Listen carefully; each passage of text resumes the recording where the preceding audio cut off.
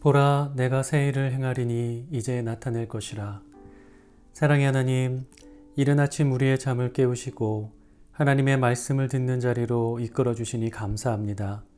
하나님 만나기를 사모하는 모든 자들에게 하나님을 만나는 기쁨을 허락하여 주시고 간절하게 기도하는 순간순간마다 소망의 이유를 발견하며 감사할 수 있도록 은혜를 베풀어 주시옵소서. 예수님의 이름으로 기도합니다. 아멘. 할렐루야. 오늘은 데살로니가 전서 5장 말씀 함께 읽겠습니다. 제5장. 형제들아, 때와 시기에 관하여는 너에게 쓸 것이 없으면 주의 날이 밤에 도둑같이 이를 줄을 너희 자신이 자세히 알기 때문이라. 그들이 평안하다 안전하다 할 그때에 임신한 여자에게 해산의 고통이 이름과 같이 멸망이 갑자기 그들에게 이르리니 결코 피하지 못하리라. 형제들아, 너희는 어둠에 있지 아니하매 그날이 도둑같이 너희에게 임하지 못하리니 너희는 다 빛의 아들이요 낮의 아들이라. 우리가 밤이나 어둠에 속하지 아니하나니 그러므로 우리는 다른 이들과 같이 자지 말고 오직 깨어 정신을 차릴지라. 자는 자들은 밤에 자고 취하는 자들은 밤에 취하되 우리는 낮에 속하였으니 정신을 차리고 믿음과 사랑의 호심경을 붙이고 구원의 소망의 투구를 쓰자. 하나님이 우리를 세우심은 노하심에 이르게 하심이 아니요 오직 우리 주 예수 그리스도로 말미암아 구원을 받게 하심이라. 예수께서 우리를 위하여 죽으사 우리로 하여금 깨어있든지 자든지 자기와 함께 살게 하려 하셨느니라. 그러므로 피차 권면하고 서로 덕을 세우기를 너희가 하는 것 같이 하라. 형제들아, 우리가 너희에게 구하노니 너희 가운데서 수고하고 주 안에서 너희를 다스리며 권하는 자들을 너희가 알고 그들의 역사로 말미암아 사랑 안에서 가장 귀히 여기며 너희끼리 화목하라. 또 형제들아, 너희를 권면하노니 게으른 자들을 권계하며 마음이 약한 자들을 격려하고 힘이 없는 자들을 붙들어주며 모든 사람에게 오래 참으라. 삼가 누가 누구에게든지 악으로 악을 갚지 말게 하고 서로 대하든지 모든 사람을 대하든지 항상 선을 따르라. 항상 기뻐하라. 쉬지 말고 기도하라. 범사에 감사하라. 이것이 그리스도 예수 안에서 너희를 향하신 하나님의 뜻이니라. 성령을 소멸하지 말며 예언을 멸시하지 말고 범사에 헤아려 좋은 것을 취하고 악은 어떤 모양이라도 버리라. 평강의 하나님이 친히 너희를 온전히 거룩하게 하시고 또 너희의 온 영과 혼과 몸이 우리 주 예수 그리스도께서 강림하실 때 흠없게 보존되기를 원하노라. 너희를 부르시는 이는 미쁘시니 그가 또한 이루시리라. 형제들아, 우리를 위하여 기도하라. 거룩하게 입맞춤으로 모든 형제에게 문안하라. 내가 주를 힘입어 너희를 명하노니 모든 형제에게 이 편지를 읽어주라. 우리 주 예수 그리스도의 은혜가 너희에게 있을지어다.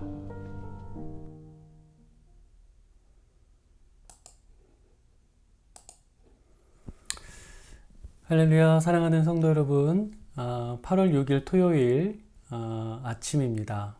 하나님의 말씀이 있는 자리로 나오신 여러분 모두를 주님의 이름으로 사랑하고 축복합니다. 어제 담임 목사님께서 말씀하신 것처럼 앞으로 일주일에 한 번 또는 두 번 정도 여러분과 함께 말씀을 나누게 됐습니다. 저희가 함께 하나님의 말씀을 나눌 때에 성령님께서 그 시간 가운데 아주 놀라운 일들을 많이 이루어 주시기를 간절히 소망합니다. 자, 오늘은 데살로니가 전서 5장 말씀을 함께 살펴보겠습니다. 자, 여러분, 데살로니가 전서 5장의 내용은요, 주님의 날, 그러니까 다시 말하자면 주님께서 다시 재림하시는 날과 매우 밀접한 관련이 있습니다. 자, 여러분, 성경을 보면 이 재림의 날에 다시 오실 주님과 그 주님을 기다리는 성도들의 관계를 신랑과 신부의 관계로 표현하는 것을 우리가 발견할 수 있습니다. 요한계시록 19장을 보면 이 어린 양의 혼인잔치라는 내용이 나오는데요. 이것은 신랑 되시는 예수님과 신부 되는 교회, 곧 성도의 관계를 가리키는 것입니다. 자, 그만큼 성도들이 재림하시는 예수님을 만나는 그 순간이 설레고 또 가장 기대될 만한 순간이라는 것을 우리에게 잘 알려주는 말씀인 거죠. 자, 여러분, 만약에 우리가 그 신랑 되시는 예수님을 기다리는 신부로서 온전한 마음을 갖고 있다면 그 신랑을 기다리는 우리의 마음이 어떨까요? 우리가 어떠한 모습으로 그 신랑 되시는 예수님을 만나고 싶을까요? 분명히 가장 아름다운 모습, 또 예수님이 보시기에 가장 멋지다고 생각될 만한 모습일 겁니다. 그러한 모습으로 우리의 신랑이신 예수님을 만나고 싶겠죠. 자, 그렇다면 여기서 우리가 아주 중요한 질문을 한 가지 할 수 있어야 됩니다. 그렇다면 우리의 신랑 되시는 예수님께서 생각하시는 우리의 가장 아름다운 모습은 무엇일까요? 예수님이 우리에게 어떤 모습을 가장 기대하고 계실까요? 이것이 굉장히 중요한 질문이 될 겁니다. 자, 여러분 어떻게 생각하시나요? 예수님이 우리의 어떤 예쁜 얼굴, 또 깨끗한 피부, 이런 것들을 기대하고 계실까요? 아니겠죠. 자, 여러분, 예수님께서 우리에게 기대하시는 모습, 또 우리를 보실 때 정말 아름다운 신부로구나 라고 감탄하실 만한 모습이 무엇이냐 라고 묻는다면 그것은 바로 거룩함일 것입니다. 그러니까 우리가 죄로부터 구별돼서 성결을 추구해온 그러한 삶의 모양, 모습이 바로 예수님께서 가장 아름답게 생각하시는 우리의 모습일 거라는 거죠. 자, 이러한 사실을 우리에게 잘 알려주는 말씀이 데살로니가전서 5장 23절의 말씀입니다. 그 말씀을 함께 읽어볼게요. 자, 평강의 하나님이 친히 너희를 온전히 거룩하게 하시고 또 너희의 온 영과 몸이 우리 주 예수 그리스도께서 강림하실 때에 흠없게 보존되기를 원하노라. 자, 여러분, 바울이 이 재림을 기다리는 이 성도들을 향해서 이러한 소망을 피력했던 이유, 너희가 거룩하여지고 또 너희의 혼과 영과 몸이 하나님 앞에서 흠이 없기를 바란다라는 이 소망을 이렇게 피력했던 이유는 예수님의 신부로서 우리가 갖출 수 있는 가장 아름다운 모습이 바로 거룩함 때문이라는 겁니다. 자, 여러분, 이 데살로니가전서 5장은 우리가 구원을 통해서 얻은 그 거룩함을 어떻게 하면 가장 아름답게 가꾸어 나갈 수 있을까에 대한 구체적인 가르침들이 담겨 있는 말씀입니다. 특별히 1절부터 11절에는 그 전체를 아우르는 아주 포괄적인 교훈을 제공하고 있는데요. 자, 여러분, 이 부분에서 바울은 이 데살로니가 교회의 성도들에게 경각심을 일으킬 만한 아주 중요한 메시지를 던집니다. 자, 3절 말씀을 함께 읽어볼게요. 자, 데살로니가전서 5장 3절 말씀을 보면 이런 말씀이 있습니다. 그들이 평안하다, 안전하다 할 그때에 임신한 여자에게 해산의 고통이 이름과 같이 멸망이 갑자기 그들에게 이르르니 결코 피하지 못하리라. 자, 여러분, 이게 무슨 말이냐면 어떤 사람들이 있는데 그 사람들은 재림의 날, 그러니까 예수님께서 다시 오실 날을 얘기하면 그것을 부정한다는 거예요. 그러면서 그런 날은 오지 않아, 그런 날이 있을 리 없어, 그러니 괜찮아 라고 하는 자들이 있다는 거예요. 그러니까 바울은 그런 사람들을 가리켜서 밤에 속한 자다라고 표현을 했습니다. 그런데 여러분, 여기서 우리가 꼭 깨달아야 하는 것, 아주 중요한 것은 그들이 그렇게 재림의 날을 부정한다고 한들, 그들이 아무리 부정을 한다 하더라도 예수님께서는 반드시 이 땅에 다시 오신다는 거예요. 만약에 그렇게 그들이 그 재림의 날을 준비하지 못한 채 주님을 다시 만나게 된다면 그들은 아주 무서운 심판을 면치 못하게 될 겁니다. 그러한 모습을 우리에게 잘 나타내주는 좋은 예가 이 구약 성경에 있죠. 자, 여러분, 노아의 방주 이야기와 소돔과 고모라의 이야기를 아마 잘 알고 계실 겁니다. 여러분, 하나님께서 노아를 통해서 또 아브라함의 조카였던 롯을 통해서 그 시대 가운데, 그 도시 가운데 무서운 하나님의 심판이, 그 심판의 날이 곧 이르게 될 것이라는 것을 알게 하셨습니다. 그런데 그런 하나님의 심판의 메시지, 그 날에 대한 소식을 들은 사람들의 반응이 어땠죠? 밤에 속한 자들 같았어요. 무슨 말이냐, 그런 날이 올 리가 없다 라고 하면서 여전히 자신들의 뜻에 좋은 대로 자신의 욕심을 따라, 정욕을 따라 생활을 해 나갔다는 거죠. 여러분, 그 결과가 어땠습니까? 그들이 심판을 피하지 못하고 멸망에 이르게 됐죠. 여러분, 그들은 그 마지막 때가 온다는 것을 부인하면서 자기 스스로를 그 죄의 더러움, 그 죄의 해악들에 지속적으로 노출시켰습니다. 그러니까 그 심판의 때가 온다는 그 사실에 대해서 아주 무감각한 상태에 있었기 때문이에요. 말 그대로 그들은 밤에 속한 자들이었고 잠든 자들이었다라는 겁니다. 하지만 여러분, 예수 그리스도를 믿고 성도가 된 사람들, 하나님의 자녀가 된 사람들은 다릅니다. 달라야 하겠죠. 왜냐하면 성도는 밤에 속한 자가 아니라 낮에 속한 자이기 때문입니다. 따라서 밤에 속한 자와는 달라야 하는 거예요. 그래서 데살로니가전서 5장 6절 말씀을 보면 바울이 이렇게 얘기를 합니다. 그러므로 우리는 다른 이들과 같이 자지 말고 오직 깨어 정신을 차릴지라. 자, 여러분, 재림의 날이 반드시 오는 것을 믿는 자로서 우리는 그 날을 대비하면서 깨어 있어야 한다는 것을 바울이 지금 힘주어 강조하고 있는 거예요. 자, 사랑하는 여러분, 우리가 우리의 거룩함을 아름답게 가꾸어 나가려면 그 거룩함을 추구해야 할 이유와 가치에 항상 깨어 있어야 합니다. 우리가 낮에 속한 사람들임에도 불구하고 그 가치를 잊어버린 채 또는 밤에 속한 자들과 같이 그 마지막 날에 대해서 무감각해진 상태로, 그러니까 잠에 들어있는 것처럼 대응을 하게 된다면 우리는 다시 오실 그날에 우리의 신랑 되시는 예수님 앞에 부끄러운 모습으로 나아가게 될 수도 있습니다.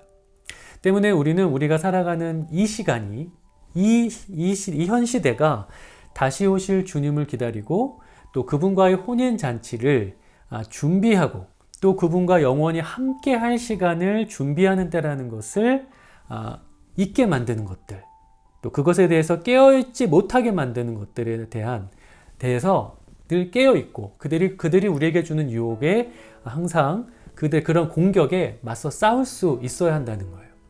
그래서 8절 말씀에 보면 이런 말씀이 있죠. 정신을 차리고 믿음과 사랑에 호심경을 붙이고 구원의 소망에 투구를 써라. 그러니까 바울이 이렇게 권면했던 이유가 뭡니까? 우리를 깨어있지 못하게 하는 것, 우리의 거룩함을 아름답게 갖고 나가는 일에 소홀하게 만드는 것들에 대해서 맞서 싸우라는 것을 강조하기 위함이었던 거예요.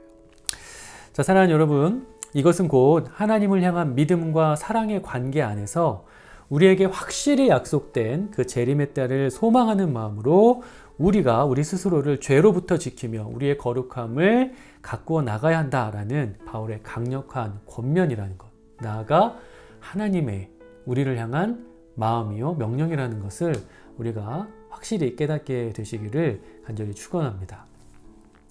자, 이어서 12절부터 22절을 보면 더 구체적인 가르침들이 주어집니다.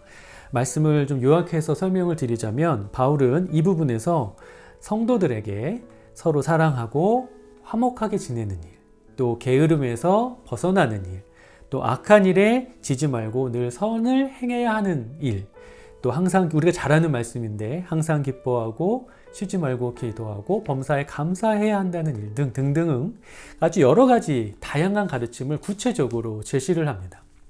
자, 여러분, 바울이 이렇게 구체적인 지침들을 우리에게 제시했던 그 이유는 그 일 하나하나가 우리의 거룩함, 우리의 아름다움을 가꾸는 데 있어서 아주 유용한 도구, 또 좋은 기회가 되기 때문이에요. 예를 들어서 설명을 드려보겠습니다. 이 바울이 항상 기뻐해라 라고 얘기를 했는데요. 여러분, 사실 우리가 살아가다 보면 항상 기뻐할 수만은 없는 일들을 만날 때가 많이 있습니다.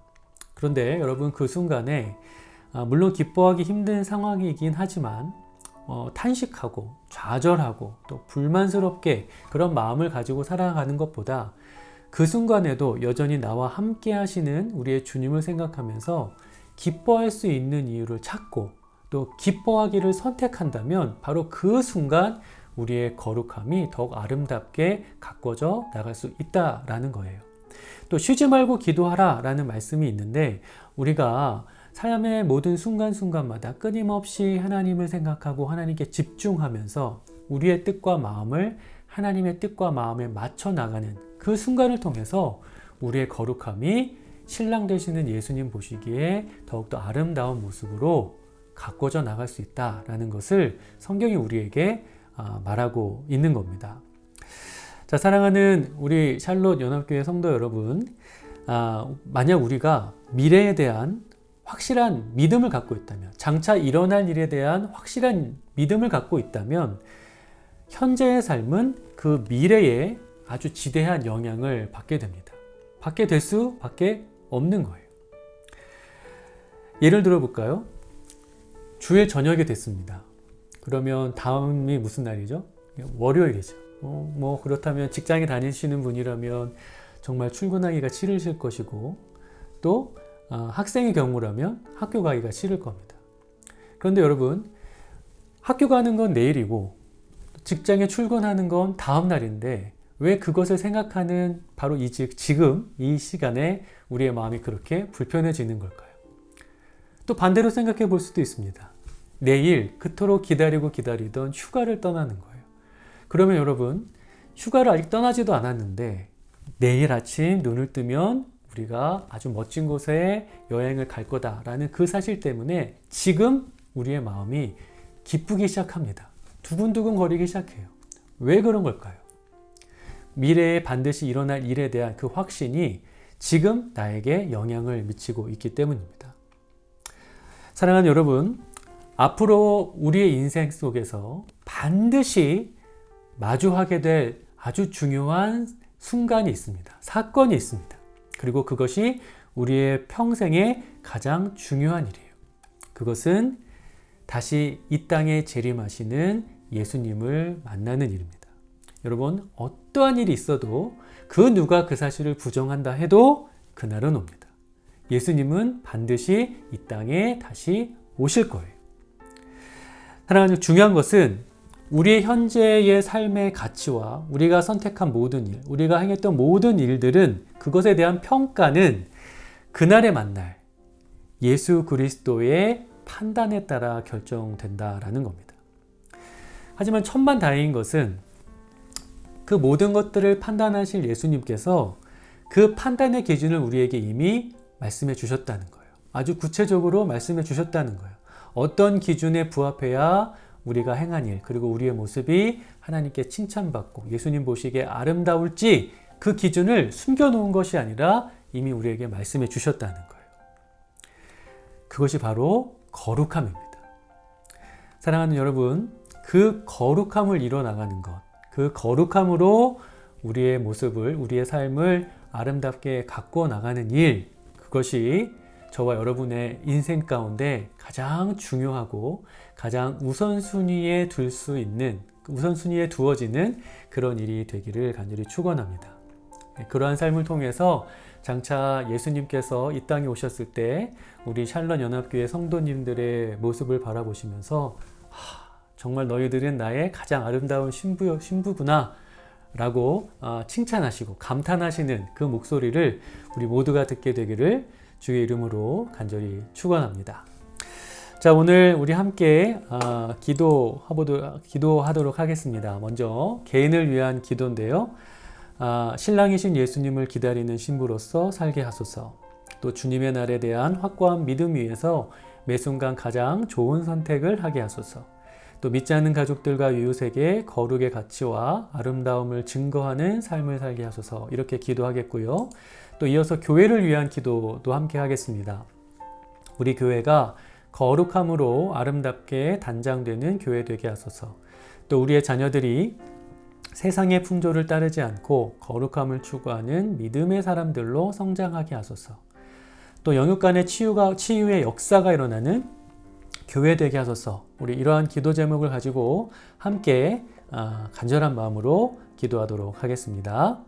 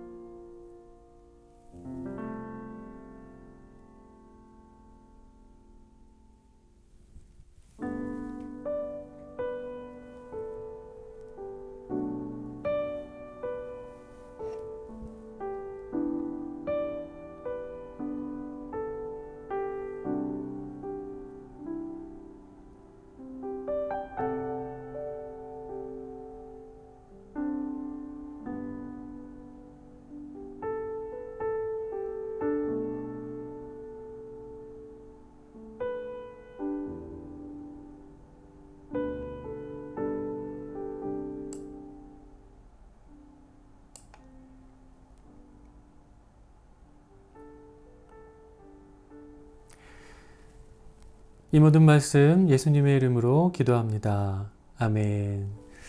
자, 여러분, 이제 또 개인 기도 시간 가지시고요. 또 오늘 하루 말씀으로 승리하시며 거룩한 하루 보내시기를 바랍니다.